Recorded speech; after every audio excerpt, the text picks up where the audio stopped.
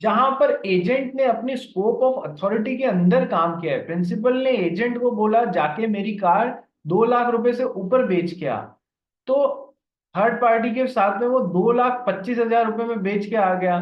तो सर बिल्कुल scope of authority के अंदर ही एजेंट ने काम किया, जो प्रिंसिपल ने अथॉरिटी दी थी उस हिसाब से ही किया है। ठीक है, तो क्या प्रिंसिपल थर्ड पार्टी को बाइंड होगा इस कॉन्ट्रैक्ट के लिए या नहीं होगा? सर बिल्कुल होएगा, क्या दिक्कत है? प्रॉब्लम कहाँ आती है, जब एजेंट ने अपनी अथॉरिटी से आउटसाइड काम कर लिया। प्रिंसिपल ने बोला 2 लाख रुपए में बेच के आ जाओ, और ये भाई साहब बेच के आ गए 1,80,000 रुपए में। तो फिर क्या क्या प्रिंसिपल उससे बाइंड होएगा? ये हम देखेंगे, ऑलरेडी देख चुके हैं, रिवाइज करना है। ठीक है, पढ़ गए इसको। जो काम एजेंट Principal ने अथॉरिटी के अंदर काम किया है उसके लिए प्रिंसिपल लायबल होगा या नहीं होगा, पढ़ गई।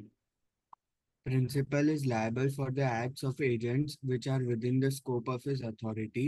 Agent is not required to disclose the name of the principal. If he discloses that he is merely an agent, then it will be sufficient. देखो जी, ये बहुत बड़ा पॉइंट है, जो लास्ट लाइन लिखी हुई है ना, इसको समझने की कोशिश करना। प्रिंसिपल जो है वो एजेंट के हर उस काम के लिए रिस्पॉन्सिबल हो जाएगा जो एजेंट ने, प्रिंसिपल ने उसको जितनी अथॉरिटी दी थी उसके अंदर रहते हुए थर्ड पार्टी के साथ में कॉन्ट्रैक्ट बनाया है। तो उस हर काम के लिए प्रिंसिपल रिस्पॉन्सिबल होगा ही होगा। ये तो हो गई पहली बात।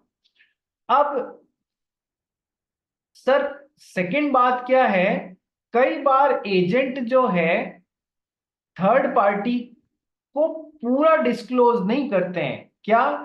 पहला तो ये केवल इतना ही बताते हैं कि भैया मैं एजेंट हूं किसी और का, लेकिन प्रिंसिपल कोई और है, मैं मेन व्यक्ति नहीं हूं, मैं उनके बिहाफ पे आपके साथ में एग्रीमेंट बना रहा हूं। वो नाम डिस्क्लोज नहीं करते हैं प्रिंसिपल का, वो बस इतना फैक्ट डिस्क्लोज कर देते हैं।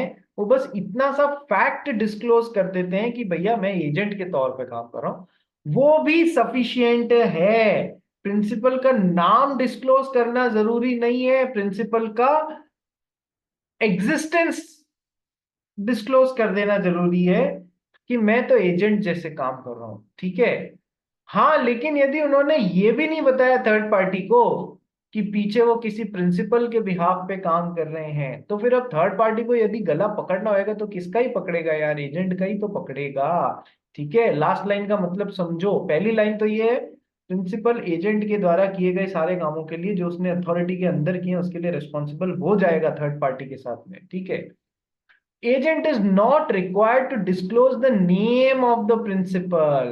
Merely disclosing by the agent that he is merely an agent, it will be sufficient. उससे भी प्रिंसिपल रिस्पॉन्सिबल हो जाएगा। ठीक है, एग्जाम्पल पढ़ो। Example, B buys goods from A for 50,000, knowing that A is an agent in the contract, but not knowing who the principal is.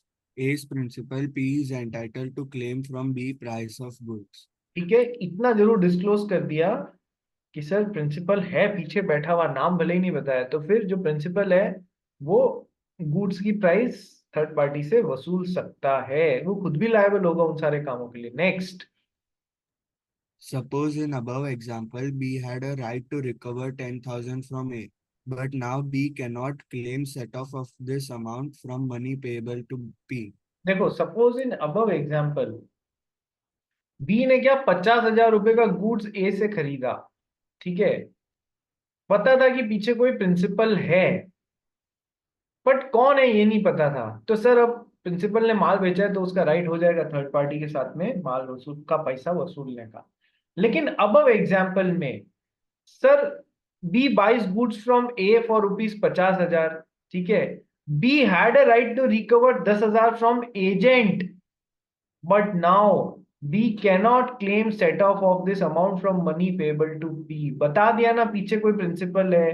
ठीक है, तो वो जो एजेंट जो डील करने आया हुआ था उससे बायर को राइट था 10,000 रुपए का सेट ऑफ लेने का, लेकिन इसने कहा भाई मैं केवल एजेंट हूँ, पीछे कोई और के लिए डील करने आओ। तो अब अपना ये 10,000 रुपए का राइट 50,000 रुपए के पेमेंट में से एडजस्ट करने का राइट नहीं होगा जो सेलर है उसको। ठीक है, चलिए सेकंड पॉइंट है principles liability when agent exceeds his authority. Authority के बाहर जाके काम कर लिया है तो क्या उससे प्रिंसिपल लायबल होगा या नहीं होगा, ये हम लोग पढ़ेंगे। संडे की क्लास नहीं रहेगी, कल की क्लास नहीं रहेगी, ठीक है, मंडे को अपन कंटिन्यू करेंगे, तब पढ़ लेंगे। सर मंडे को आप लेट रख सकते हो, 10:30